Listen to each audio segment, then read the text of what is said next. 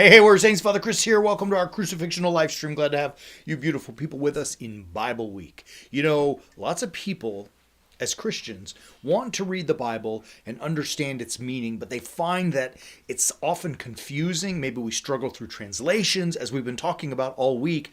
You know, the manner in which we read it, in the sense of literalism versus to understand the meaning. Is it read like a history book, or is it read like literature? I mean, what's going on here? And I'm just lost, right? Like a lot of people feel that way. I can tell you this. Sometimes as I'm working myself through harder, more difficult texts, I find the same challenges and same struggles.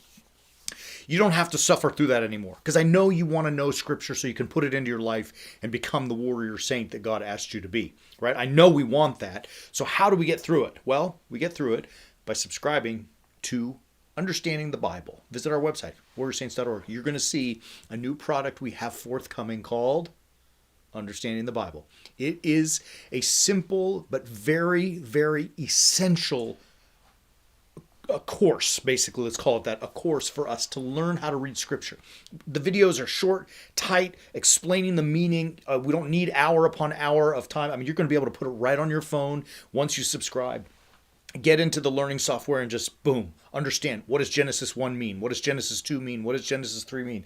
And each video is compact enough to give us the meaning, but also offer us the ability to implement God's instructions immediately into our lives. Now here's a pearl I'm going to throw you so you can kind of see what's happening. You know, names in Scripture matter, right? It's never that this guy's name is because that was what he or that was what she was named. There is meaning, rich, deep meaning embedded in each and every character in Scripture's name. For example, we start with Joshua 24:24. So there is, just as Joshua has brought all of God's people into the promised land, he notices they're tempted to worship other gods, which is sin number one par excellence. And he says, And the people say in 24:24, we will serve the Lord and we will obey his voice. Like, we do not want any other God but God. He's going to be our king. He is going to be our leader. He is going to rule over us. We are going to obey God.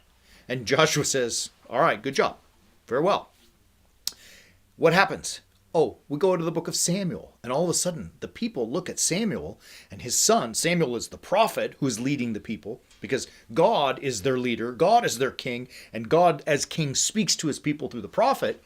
And they come to Samuel, who's a good man, and they say, yeah, but your sons are wretches, right? We notice that your sons they're bad. They don't follow in your footsteps. Give us a king so that we might be like the other nations, right? So like in Joshua, don't be like everyone else. In Judges, which is the next book, don't be like everyone else. And in both cases, the people are like, yay, God's our king. And then 1 Samuel, we want a king. We want to be like the other nations, right? Like, you can see the corruptness in this. It goes further because Samuel's like, he's irritated. He's like, what's the matter with you people? And God says, don't worry, Samuel. They're not rejecting you. They're rejecting me from being their king. And give it to them. So the people say, give us a king so that we might be like the other nations. At the end of chapter 8, towards the end of chapter 8, give us so that we might be like the other nations, and give us a king to go out and fight our battles, right? And God says, Samuel, they asked for it, you give it to them, right? Now watch this. Who's the first king that they get? Who is the king that is anointed? His name is Saul, right? The first king. Saul means asked for.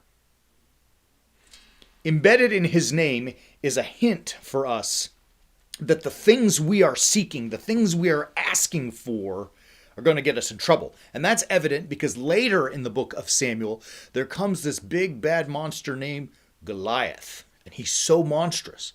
He is wanting to fight with all of God's people, the people of Israel. And what does this Saul do? He who they asked for to go out and fight their battles, to be their king, he hides at the top of a hill until some little kid named David has to come down and do the work, right? There's a lot. In other words, there's a lot there. God is saying, like, well, this is what you asked for, right? You want to face your monsters in Goliath. You want to have a king or an earthly way like everyone else to do that. Oh, where does that get you? It gets him hiding up on a hill. And I have to send my servant David to take care of the business, right? Like, it's unbelievable how that whole thing works like that.